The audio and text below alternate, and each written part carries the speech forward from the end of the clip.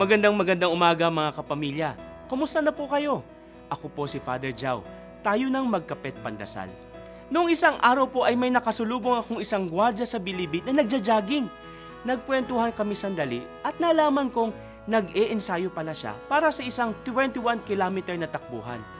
Sige kako, ipagdadasal ko na maging maganda ang iyong pagtakbo. Kailan ba ang paligsahan? Tanong ko.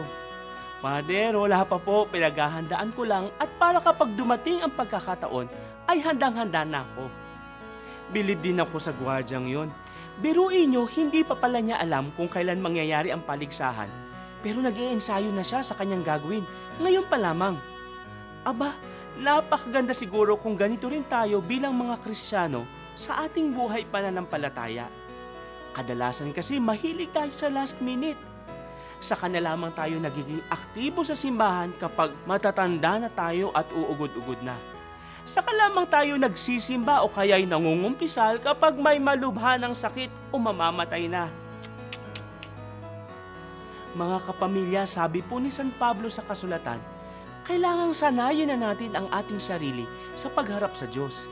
Ituring natin ang buhay na ito bilang isang paligsahan na kailangang paghandaan.